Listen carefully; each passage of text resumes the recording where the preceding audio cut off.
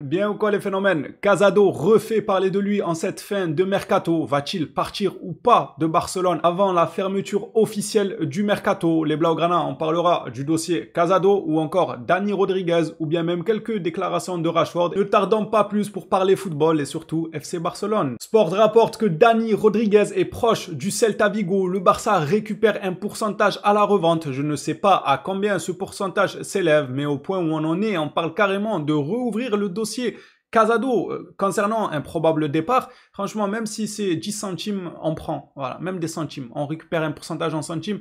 Donnez seulement, on a besoin, après autant de joueurs sortis, parce que mine de rien, on a fait des départs cette saison. Je vous promets que si on se tape un récap, il y a plusieurs joueurs qui sont partis. Et pourtant, on continue à patiner et à avoir le fair play financier sur le dos. Donc, donnez-nous le petit pourcentage pour Dani Rodriguez. Matt Moreto, lui, nous parle justement du dossier Casado. Des clubs de Première Ligue ont posé des questions sur la situation de Marc Casado. Quel est votre pronostic, votre sensation vis-à-vis de ce dossier? Va-t-il partir ou pas? À vrai dire, personnellement, je suis très mitigé. D'un côté, je me dis qu'ils vont le garder parce que c'est vrai qu'on a beaucoup de milieux de terrain, mais c'est l'une des rares fois depuis maintenant carrément une décennie qu'on a un milieu de terrain autant fourni, avec autant de joueurs polyvalents, différents quant à leur apport sur le terrain. Ça serait dommage de commencer à les éparpiller sous prétexte que oui, on en a beaucoup. Et alors, la saison, elle va être longue. Donc, je suis très mitigé. Peut-être qu'ils se diront ça, ou peut-être qu'ils se diront, bon, c'est vrai qu'on en a beaucoup, autant vendre quelqu'un pour faire rentrer du cash et se donner un peu d'air par rapport au fair play financier.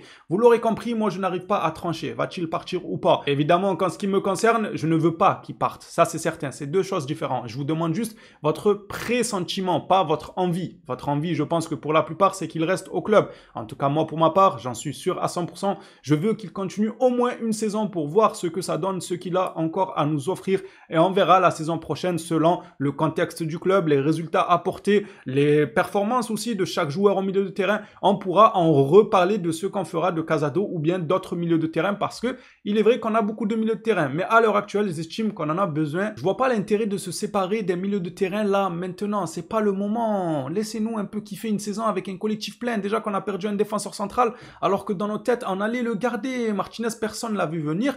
On a eu dû faire avec, maintenant on va pas devoir faire avec encore un départ d'un milieu de terrain. On verra, si le Barça venait à le faire, je pense que c'est que dans les bureaux ils ont mal bossé par rapport au fair play financier et qu'ils sont arrivés à un point où ils n'avaient plus le choix pour rattraper leur connerie, ils se devaient de liquider un milieu de terrain. Marcus Rashford avoue n'avoir jamais vu un joueur aussi talentueux que Lamine Yamal, à part Ronaldo le Brésilien. Je n'ai joué ni vu personne avec l'impact que Lamine Yamal a sur le jeu à 18 ans seulement, peut-être juste Ronaldo Nazario, autrement dit, El Phénoméno. Lamine Yamal, dans 4 saisons, s'il continue comme ça, il faudra le mettre devant certaines légendes. Lorsqu'on demande à Marcus Rashford quel joueur est le plus sous-estimé à Barcelone, l'Anglais répond que c'est difficile, tout le monde est très bon, mais pour ce qu'il fait pour l'équipe, je pense que Frenkie est excellent. Frenkie, il a souvent eu tendance à être sous-estimé, parfois à juste titre parce qu'il faisait le nonchalant sur le terrain, il voulait pas trop se décoiffer les cheveux, aller au duel et tout. Des fois, on lui en a voulu.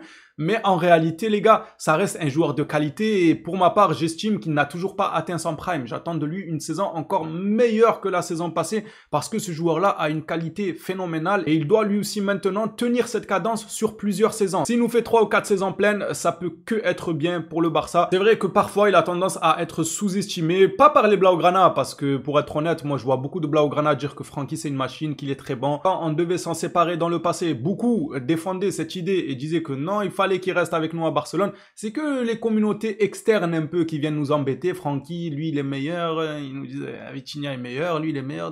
Tout le monde, même moi, je suis meilleur que Frenkie si vous voulez. Faut pas écouter les communautés externes, c'est rarement objectif. Et c'est pareil pour nous. Nous aussi, les nôtres, nos supporters, quand ils donnent leur avis sur d'autres clubs, des fois, ils sont pas objectifs. C'est totalement biaisé par un certain fanatisme de club, de joueurs et tout. Lorsqu'on parle football, on peut très bien dire que l'ennemi a un meilleur joueur de football à ce poste-là que nous. Ça devrait être la norme, les frères, d'être objectif. C'est le minimum. On est là pour kiffer un sport. Quand notre équipe est très bonne et meilleure, il faut le dire. Quand on est un peu moins bon que l'adversaire, il faut le dire. Il n'y a rien de compliqué là-dedans et ce n'est pas du tout rabaissant de savoir reconnaître qu'on n'est pas à la hauteur de temps à autre. Bref, clôturant ce sujet et parlant de Frenkie de Jong, justement, toujours avec lui, Mundo Deportivo rapporte que Frenkie de Jong ne s'est pas entraîné avec le groupe car il s'apprête à devenir papa pour une seconde fois. Mais comment ils ont su Mundo Deportivo? Il était sous le lit ou quoi?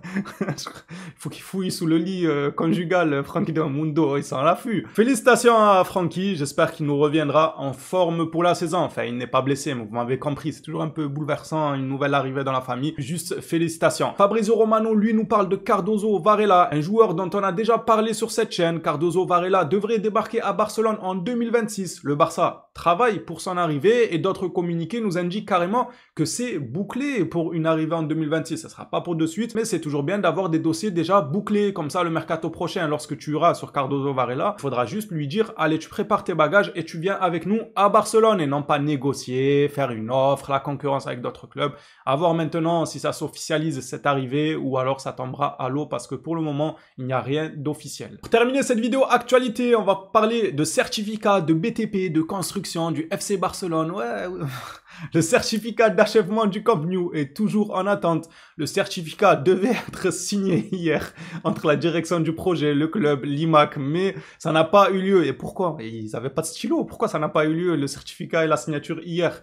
Personne ne veut franchir cette étape sans être sûr à 100%, car ce document est la base du dossier qui sera déposé à la municipalité pour obtenir un permis d'occupation. Mais on peut pas le squatter. Comment maintenant on doit avoir un permis d'occupation pour notre propre stade? On peut pas rentrer, changer la serrure et on squatte. De toute façon, la loi elle est comme ça. On rentre maintenant, c'est à nous le stade. À mon avis, il est déjà clair sur ça. Tant que les travaux ne sont pas sûrs d'être sécuritaires pour le public, je préfère attendre et prendre mon mal en patience que précipiter les choses et qu'une catastrophe arrive. Le public et la sécurité avant tout, évidemment. La date limite pour que l'UEFA sache le stade où jouera le Barça est le 29 août. Ouais, faut se dépêcher là, c'est bientôt. Sinon là, pour l'UEFA, on est sans stade. Le FC sans stade. Je suis mort, on va jouer sur un champ de maïs, je crois, la saison prochaine, les gars. Va falloir trouver un terrain vaste où il y a des moutons et tout, des brebis, et on les éloigne un peu sur le côté. Je sais pas, on se construit. Je sais pas moi, je sais pas, hier on avait un problème avec les maillots. La dernière fois c'était Gavi et Fermin qui s'embrouillent parce que leurs copines ne s'aiment pas, ils ne peuvent pas se voir, donc les deux joueurs s'embrouillent. Et un coup c'est les stades, un coup c'est le parking, il est prêt, les toilettes ils s'en prêtent, on peut inscrire ce joueur en B, on va pas le faire pour la Liga. Oh, j'ai la tête pleine les gars, ce mercato, non j'aime trop les vidéos actualité, en vrai je les aime beaucoup, j'allais dire j'ai hâte que ce soit fini.